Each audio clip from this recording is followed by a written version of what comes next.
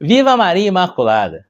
Eu sou o Fábio de Jesus por Maria e esse é o canal Subindo a Montanha.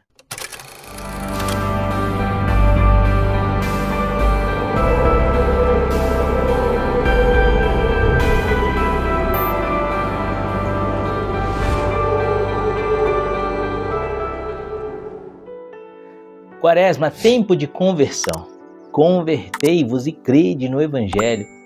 Queridos, hoje é segunda-feira, dia 18 de março de 2024. O Evangelho que a Igreja nos propõe no início dessa quinta semana do tempo quaresmal é o Evangelho de Nosso Senhor e Salvador Jesus Cristo segundo São João, capítulo 8, versículos de 1 a 11. Abra o seu coração, é uma mensagem do céu para você. Pelo sinal da Santa Cruz, livra-nos Deus, nosso Senhor, de todos os nossos inimigos. Em nome do Pai, do Filho e do Espírito Santo. Amém. Dirigiu-se Jesus para o Monte das Oliveiras. Ao romper da manhã, voltou ao templo e todo o povo veio a ele. Assentou-se e começou a ensinar. Os escribas e os fariseus trouxeram-lhe uma mulher que fora apanhada em adultério.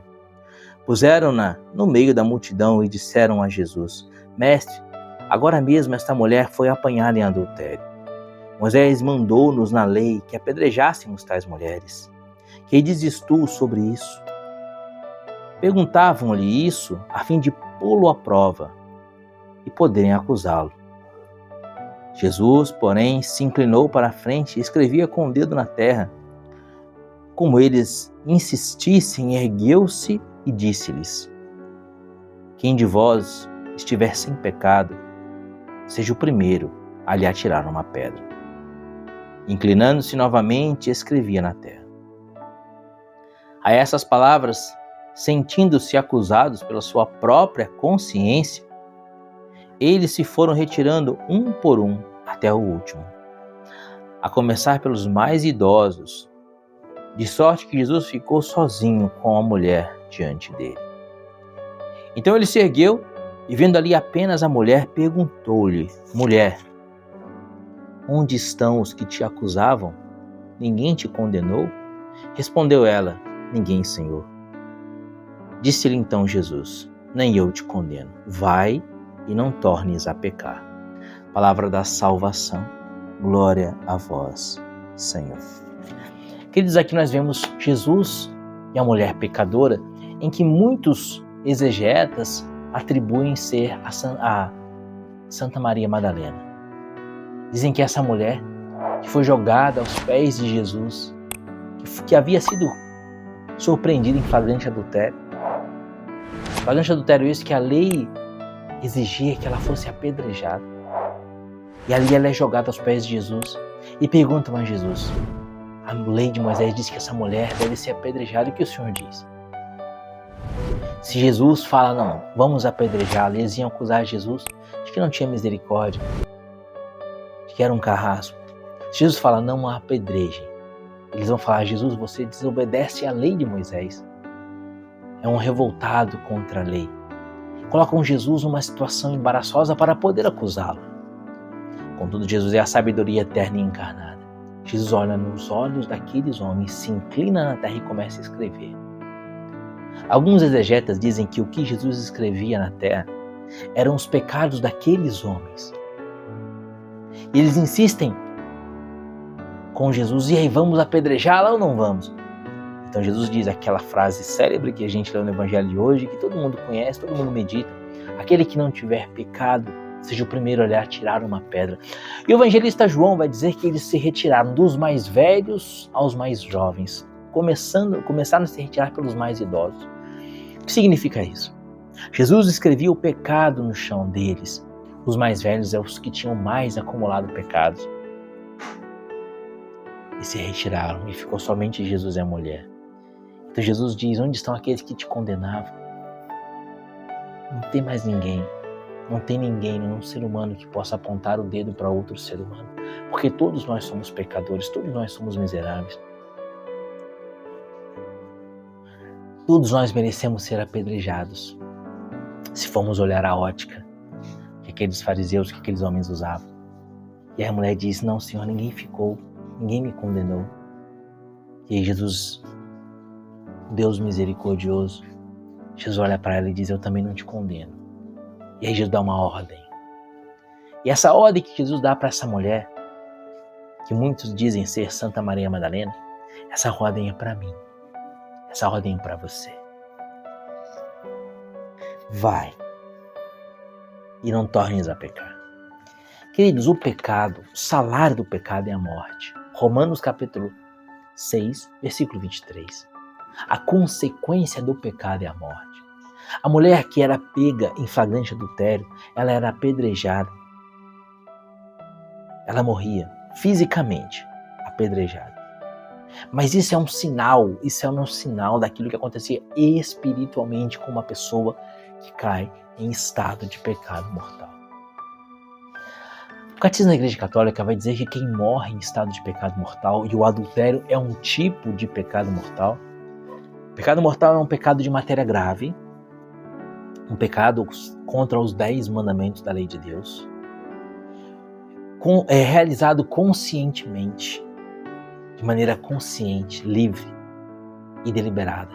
Ou seja, a pessoa sabe que é pecado, faz porque quer e ninguém o obriga a fazer. Isso é o pecado mortal. Matéria grave, realizado conscientemente e de livre e espontânea vontade. A Igreja Católica diz, por meio do seu catecismo, que quem morre em estado de pecado mortal vai diretamente ao inferno. Mas como evitar o pecado? Como evitar o pecado? Nós somos fracos, não somos? E muitas vezes a gente mete os pés pelas mãos. Como evitar o pecado? Queridos, no Evangelho de hoje, no início do Evangelho de hoje, João capítulo 8, versículo 1, Jesus nos ensina como evitar o pecado mortal, como evitar o pecado venial. Quem viver o que Jesus vive aqui em João capítulo 8, versículo 1, sequer vai pecar venialmente. Parece impossível, não é? Mas para Deus tudo é possível. Lucas 1,38, para Deus tudo é possível. Salmo 109, versículo 8, com o auxílio de Deus faremos proezas, Ele abaterá os nossos inimigos. É possível viver sem pecado, porque somos batizados. O batismo é um voto feito a Deus no qual a gente renuncia ao mal e adere a Cristo Jesus, nosso Senhor, adere a Deus. Renuncia a Satanás, renuncio. Renuncio a todas as suas insídias e obras, renuncio. Crês em Deus Pai Todo-Poderoso, creio. Em Jesus Cristo, seu único Filho, que foi concebido pelo poder do Espírito Santo, nasceu da Virgem Maria, creio. São os votos batismais. Você renuncia o pecado. Cada vez que a gente comete um pecado, ainda que seja um pecado venial, é uma traição ao nosso batismo. Então, como a gente pode dizer que é impossível não pecar? Então, você está dizendo que o seu batismo de nada valeu. Grandes santos da igreja venceram os pecados de tal forma que chegaram em estágios da sua vida que sequer cometiam pecados veniais, como São Pio de Pietrelcina, como Santa Teresinha do Menino Jesus. Os santos de sétima morada, Santa Teresa d'Ávila escreveu aquele livro Castelo Interior, em que ela diz que os estágios da santidade se dão em moradas. A primeira morada é quando você não comete mais pecados mortais. Aí você ingressa na primeira morada. E aí você vai avançando de morada em morada, ou seja, você vai avançando na vida espiritual, você vai se tornando cada vez mais amigo de Jesus até que você chega à sétima morada, que é um estágio de união tão perfeita com Deus que você vive o céu aqui na terra. Aí você já não peca mais venialmente. Santa Teresa d'Ávila era santa de sétima morada, São Pio de Pietrelcina era um santo de sétima morada, São Felipe Neri era um santo de sétima morada, São Luís Maria Grignon de Montfort era um santo de sétima morada.